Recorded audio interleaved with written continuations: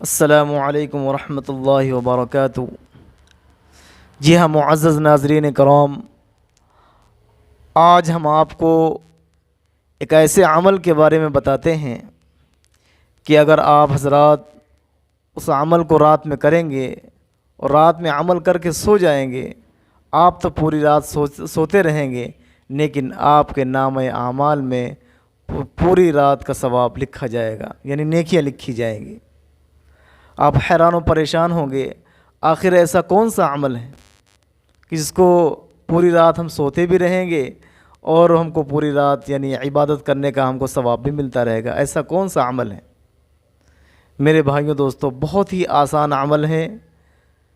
اگر آپ اور وہ باقاعدہ ہمارے نبی صلی اللہ علیہ وسلم کی سنت بھی ہیں۔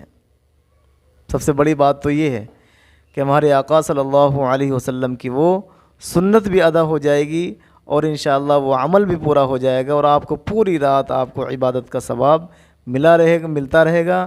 یعنی وہ بندہ تو سو جائے گا، لیکن اس کے پاس کھڑا فرشتہ اس کے نامہ اعمال میں اس کے نیکیاں لکھتا رہے گا۔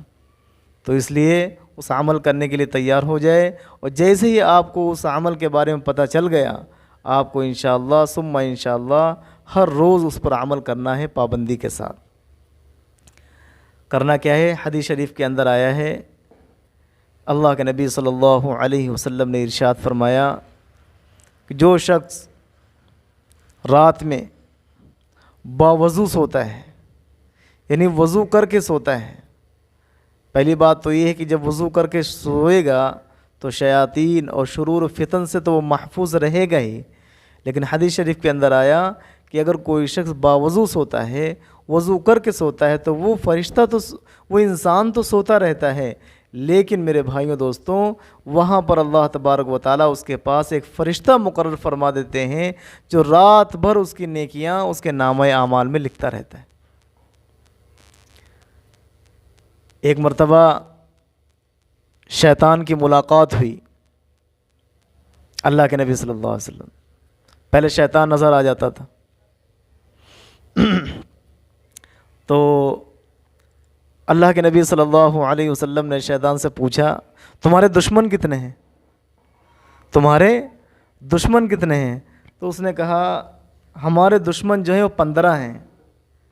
کتنے بھائی؟ 15 دشمن ہیں۔ اچھا جی۔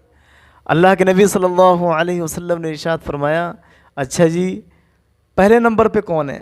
پہلا دشمن تمہارا کون ہے؟ تو شیطان کہہ رہا ہے، پہلے نمبر پہ تو آپ ہی بیٹھے ہیں پہلے نمبر پر تو آپ ہی بیٹھے ہیں، پہلے دشمن تو آپ ہی ہیں۔ اللہ کے نبی صلی اللہ علیہ وسلم نے فرمایا، اچھا دوسرا دشمن کون ہے؟ کہا دوسرا سب سے بڑا دشمن ہمارا وہ ہے کہ وہ شخص جو رات میں باوضو سوتا ہے، وضو کر کے سوتا ہے، وہ سب سے بڑا دشمن ہمارا ہے۔ وہ اس وجہ سے دشمن ہے کیونکہ رات بھر وہ صرف سوتا رہتا ہے اور اس کی نیکیاں نامہ اعمال میں لکھی جاتی ہیں۔ اس لیے میرے بھائیوں دوستوں، آپ کو رات میں عشاء کی نماز کے بعد فارغ ہو کر کے آپ کو باوضو سونا ہے۔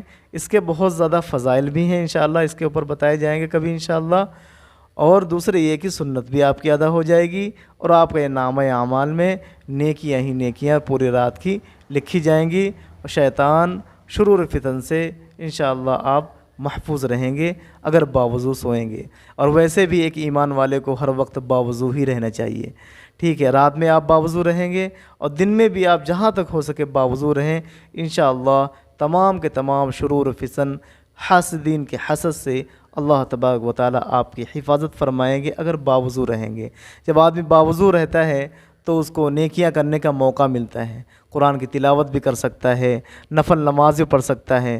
ظاہر ہے آدمی کو اگر نماز پڑھنے کا من کر رہا ہے، تلاوت کرنے کا من کر رہا ہے، ذکر کرنے کا من کر رہا ہے، تو سوچے گا لا بھائی وضو کریں۔ اگر اس کا وضو نہیں، بس یہیں پر آ کر کے وہ رک جاتا ہے اور شیطان آ کر کے اس کو بہکا دیتا ہے کہ بھائی کیا کرو گے، وضو کرنا پڑے گا۔ لیکن جب باوضو رہتا ہے آدمی تو کوئی ٹینشن نہیں، قرآن کی تلاوت بھی کر سکتا ہے اور نماز بھی پڑھ سکتا ہے، سارے کچھ کر سکتا ہے۔ تو اس لیے میرے بھائیوں دوستوں، ہر ایمان والے کو چاہیے کہ وہ ہر وقت باوضو رہے، اور انشاءاللہ جو بھی آپ کو یہ عمل بتایا گیا ہے کہ رات میں وضو کر کے سونا ہے، آپ خود بھی اس پہ عمل کریں اور لوگوں کو بھی بتائیں۔ اللہ تعالی ہم سب کو کہنے سننے سے زیادہ عمل کی توفیق نصیب فرمائے۔ وما علینا الا البلاغ۔ السلام علیکم ورحمۃ اللہ وبرکاتہ۔